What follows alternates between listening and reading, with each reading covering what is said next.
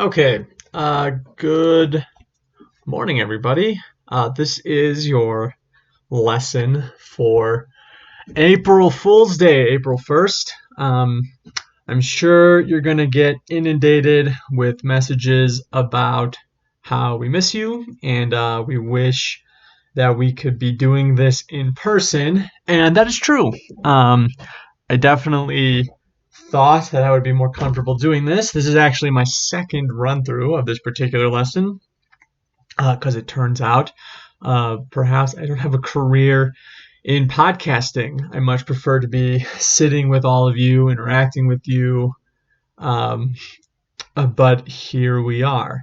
Um, so I hope you are all healthy. I hope you are doing well, and I hope to see you again as soon as possible. Getting back into our semester, um, we have been asked to do some review, and so that is what we're going to start with today, is reviewing what we had started before our extended spring break, which was this concept of social control. So that is our topic for the day, and our essential question is, what is social control? The main idea behind social control is that we have to have norms. Okay, um, individuals have to follow the norms and the behaviors associated with those norms for society to run smoothly. Okay, if again it seems simple, but if we all just did whatever we wanted, well, we wouldn't quite have a society now, would we? Okay, and so society uses this concept of social control to essentially have a society, to have social stability. Um, Now, many of you might know this, or hopefully at least remember this from when we were from 2.5 weeks ago when we were on this particular unit. But hopefully, one of the goals for today is to go over these concepts again with a little bit of what's going on around us, and applying what's going around us and using our kind of sociological lens to discuss some of the current events and maybe discuss some of the things that we're seeing in the world around us. The enforcement of norms, or hinting at this idea of social control, is used either through this concept of internalization, and then we're going to talk about sanctions later on in our lesson. So, internalization is this concept right here. So the formal definition is the process by which a norm becomes a part of an individual's personality, thus conditioning that individual to conform to society's expectations. So, we each, again, like to have this idea that we have an individual personality, but don't discount how much of your personality is really just built up of the norms and behaviors that you've internalized in order to fit in and to conform and to be part of our society, and then also the social stability that helps us survive in our social lives day to day. Now we think about this. I think largely we think about this as young people, right, growing up from toddler, childhood, elementary years, middle school, and adolescence, and that kind of it's through that process and growing up and your experiences with adults, teachers, social institutions, that you become well-regulated members of society. And a lot of that is true. But to kind of put a twist on it, we talk about cultural values being related to norms, and then we have to follow those for us to have social stability and social harmony. I again can't help but think about the current time and how we get to watch new values, temporary values, and new norms, or maybe temporary norms, and how that internalization battle is going on currently. So what I mean by this is that I'm watching a lot of social media, and let's say we have this new value, whether it's temporary, right? And the new value is like stay at home as much as possible, right? Um, and a lot of us, I would argue, have largely internalized that really rather quickly. And we've at least seen a general level of social stability because people have quickly adapted to and internalized that stay at home cultural value, with the norms being quarantine, avoid visiting people, avoid large gatherings. And a lot of that has been adapted really quite quickly and quite easily. And it really is fascinating to see how quickly you got large swaths of our population to internalize and conform to that value of staying at home. And that was really rather, I think, an easy transition for, well, maybe, let's not say easy, that might be underscoring how difficult this time is for some people. But at least I think you could argue that a lot of people have adhered to the norms and values of that stay at home quarantine through this coronavirus pandemic. Okay. But if people don't internalize that, and this is again that interesting piece, I think a lot of people have not internalized that right away. And so if people with this new norm permeating through our society of staying at home don't internalize it immediately, the next step of this in terms of like social control is the idea of sanctions. Okay. And so not everyone internalizes all society's norms. And a lot of people, some people, have to be motivated by sanctions. Sanctions are the rewards or punishments used to enforce conformity to norms. So positive sanctions are actions that reward a particular kind of behavior. Right? And we talked about how one of the ideas of school is that you adhere, you graduate, you do your work, you learn things, you pass your tests, and this confers on you what our society deems an education. But another piece of like going to school and receiving a degree and receiving awards and going to ceremonies that celebrate your success are also this idea that like our social institutions recognize certain norms and behaviors that if you follow, we provide those positive sanctions, those rewards to enforce on you this idea that these are the norms and behaviors that society wants from you, and so we reward you for that, right? Right now, one of the kind of maybe simplistic positive sanctions we're seeing is I think you will notice a lot of like social praise that people will get for staying at home. And you'll see this kind of on social media, right? People saying like, thank you for staying at home. Thank you for this. Thank you for that, right? People are trying to find some sort of positive sanctions to reward their conformity to the norms and expectations that we currently have around this quarantine. Okay. Now, the opposite of this is something that I found to be very interesting to be going on in real time. And at like the beginning of the quarantine, the social distancing, um, a lot of people will take to social media to criticize, to publicly condemn people who are not following the norm and expectations of staying at home. So one common meme that I see over and over again is it'll be like a block of text that says like stay TF at home. I'm not 100 sure what TF stands for, but this is a negative public condemnation. It is a negative sanction for people who are out there that are not conforming to the current norms of society. And you've gotten to see that evolve in real time. Right here I have threats can also be enough. You know, um, I've seen the one that I mentioned before. I've also seen people take to social media and post things like, you'll be responsible for the death of this many people or this many people, right? This is again like a negative sanction to get people to feel guilty if they are not following norms and expectations. Now, we also discussed, right, more important norms, increase in seriousness of the sanction. So, if you get a parking ticket, you are not going to get the death penalty. We understand this, right? But again, to kind of watch this happen in real time, I mentioned the social media negative sanctions because these have also, as time has gone on and like the seriousness of this pandemic has made its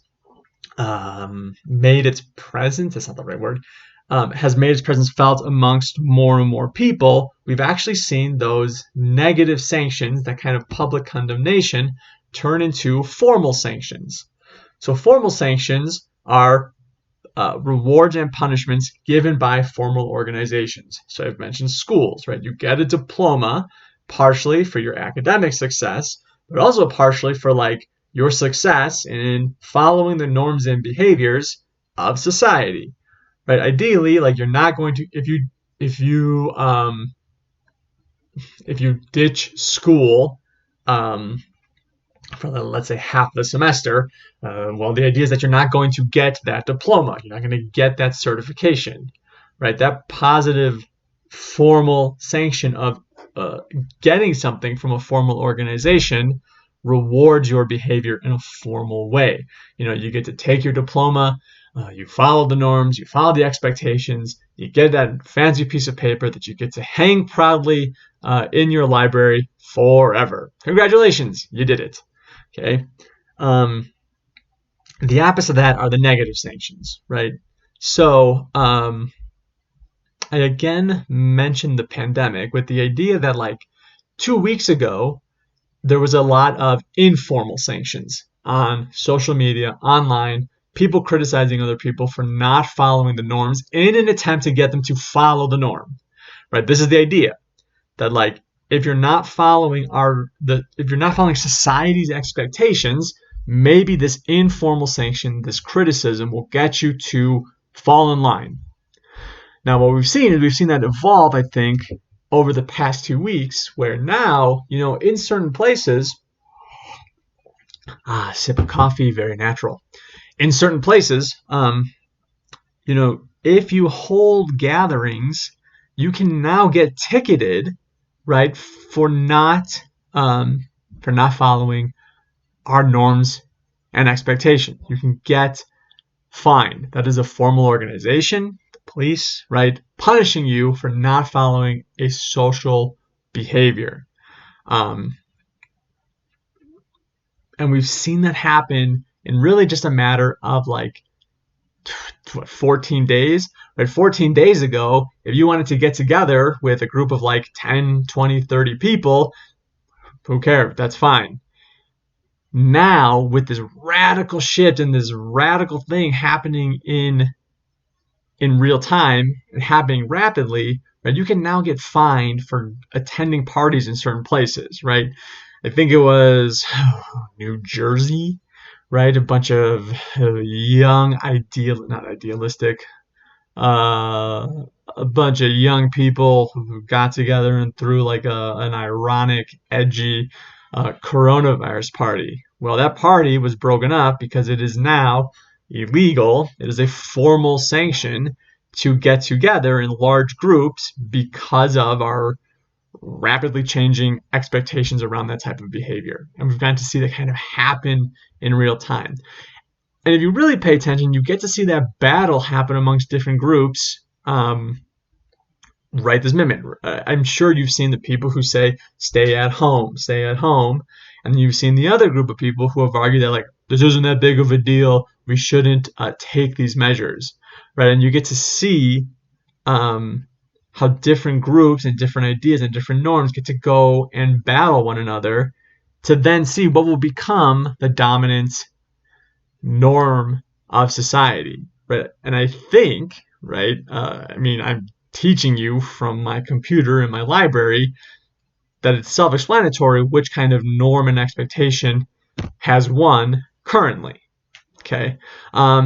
So for the sake of definitions, all right, so we know formal sanctions are done by formal organizations, and then informal sanctions are the ones that people kind of use, in their multiple everyday interactions with one another, right? So the positive sanctions are like applause, smiling, pats on the back, Mr. Cable. I was gonna say a handshake, but one thing I'm really interested in is like I don't know how much handshaking people are going to be doing um, after all this. So let's say like elbow bumps. People seem to be really into the elbow bumping, um, or maybe we'll adopt as a society like fist bumping. But we'll see how that all plays out in a few months or so, right? And then the big one, right? I mentioned kind of that outpouring of negative informal sanctions on social media for people who were not taking this seriously. That you have a population of people who want to inform your conformity of staying at home. And pay attention, right, to all that messaging online, and just realize that those people are participating in informal sanctions to re-educate and control people who aren't conforming to this concept of staying at home. So our definition of social control is enforcing norms through either internal or external means, right? That internal means is that process of internalization. Again, a lot of people through kind of their upbringing are very used to, following where society is going for the sake of social stability and social harmony. Look at our schools, right? As soon as people started talking about closing schools for the safety of everybody else, school systems all across the country immediately went through that process, right? That's just kind of a quick example of how you see systems and you see people and you see adults in our society who have internalized that value of social stability and health and safety, and here we are, right? And a lot of people have easily adapted to that. Okay, that is kind of a quick example of internalization succeeding amongst a society, our society. The external means are those sanctions. They can be positive, right? Praise. So they can be positive. They can be informal positive, which is praise, handshakes, fist bumps. They can be positive and formal, certificates, diplomas, rewards. There's also then informal negative sanctions, which are like criticism, critiques, insults. And then you see a lot of that playing out on social media for people criticizing others who aren't participating in this stay-at-home idea. And then they can also be formal and negative. So like the increase in ticketing that we've seen when cops find people in large groups of over 10, which is a rapidly changing new norm that has happened in a matter of 2 weeks, which you may not think is interesting, but I find fascinating sitting here in my home trying to teach you and how rapid that process has taken place. Okay. Now, a final note here is that individuals have to follow rules for society to function. Behavior that violates norms threatens social order. And with this idea that, like, if we all just acted currently in the way that we individually felt, how quickly would things fall apart? Here's a quick example. Okay, the people who have bought out our grocery stores and bought out toilet paper, those people deviating from what we find to be normal behavior has, in a small way, right, threatened and challenged kind of one little piece of our social sanity. Okay, it is, I will admit, a bit enraging going to not even enraging, but unnerving to continue to go to the grocery stores 2 weeks later and to not find something as simple as toilet paper. Oh my God, toilet paper. Where am I, in France? Toilet paper, right? And that all stems from just a significant population of people suddenly participating in behavior that goes against kind of what we find to be normal and what our what we expected people to shop at the grocery store. Now, that little deviation hasn't broken down our social stability, but if more and more of us participated in ways that didn't conform to everybody else's norms, see how quickly we would want to be around one another. Think about how quickly our social stability would be lost. Okay, our society cannot survive without some sort of mass conformity to the norms and expectations of all of us. With the idea, such as I guess another quick example, part of this is to stay healthy, right? And that's super valuable. It's for us to stay safe, super valuable. Blah, blah.